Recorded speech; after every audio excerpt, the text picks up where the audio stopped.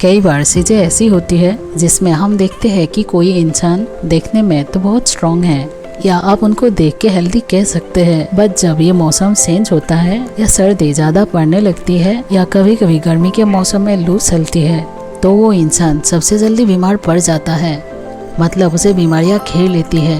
यानी कि हम उसे बोल सकते हैं कि देखने में तो बहुत हेल्दी है बट अंदर से इम्यून सिस्टम थोड़ा वीक है। मतलब बाहर से अच्छा है लेकिन अंदर से फिट नहीं है।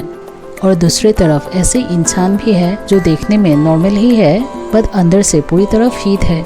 यानी कि उनके खाने पीने में या सोने उठने में कुछ तो फर्क होगा जो दोनों को अंदर से फिट या कमजोर कर रहा है। ऐसे ही मेंटली स्ट्रांग बनने का भी यही सीन है। आप बाहर से ही देखकर किसी को ये नहीं बता सकते कि वो एक्चुअल में कैसा फील कर रहा है, क्या सोचता है या वो कहाँ तक सोच सकता है।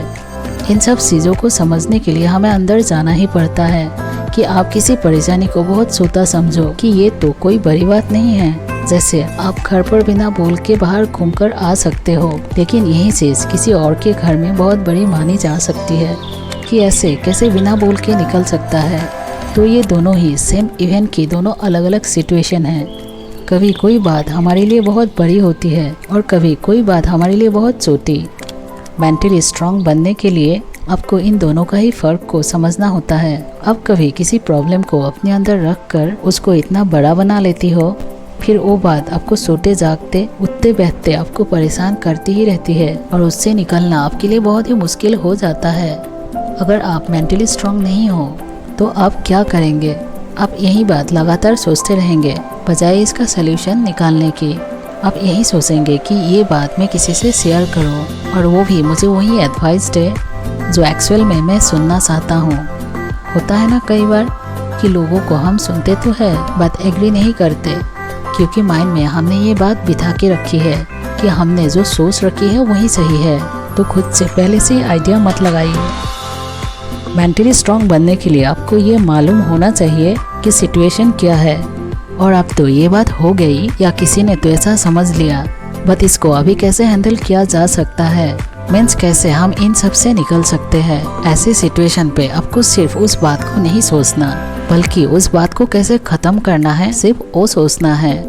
आपको किसी ने गलत समझा तो उसको डायरेक्ट क्लियर करने की कोशिश कीजिए, या आपको किसी ने उल्टा बोला तो आप उनको डायरेक्ट बोलिए कि ये आपको अच्छा नहीं लगा, या आपको किसी की बात परेशान कर रही है, मीन्स आप कंफ्यूज में हो कि ये सही है या गलत, तो उसी से ही ये बात बताने की कोशिश कीजिए और क्लियर कीजिए आपकी बीच की परेशानी। सबसे पहले तो ये गिल्ट में रहना बंद कीजिए कि आपको कोई समझता नहीं, या आप बूढ़े हो, या आपके माइंड वीक है, या आपको दुनिया समझ में नहीं आती। बट एक्चुअल में ऐसा है ही नहीं।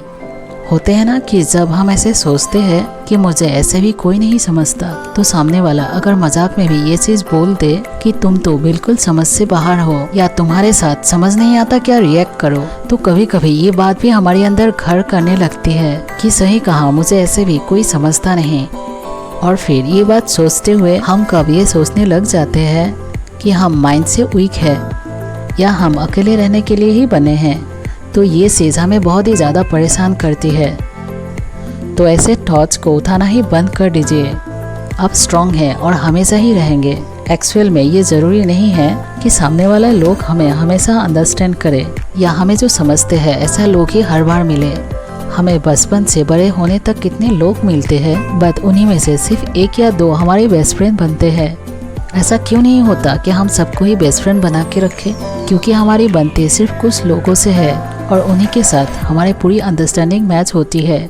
इसीलिए आपको कोई नहीं समझे या उनकी बातों से खुद को कमज़ोर फील करवाना या खुद को डाउन फील करवाना बिल्कुल बंद कर दीजिए। आप अंदर से मजबूत हो, बस खुद को ये यकीन दिलवाइए कि आप किसी भी बात को दिल पर ले लोगे। हंसी मजाक कीजिए, जरा कूल रहिए, क्योंकि हमेशा ज़्यादा सीरियस रहने से वो हमेशा आपको एक तकलीफ में डाले रखता है। और जो भी चीज़ आपके कंट्रोल के बाहर है उसे मत सोचिए। कुछ चीज़ें वक्त पर छोड़ देनी बहुत ज़रूरी होती है।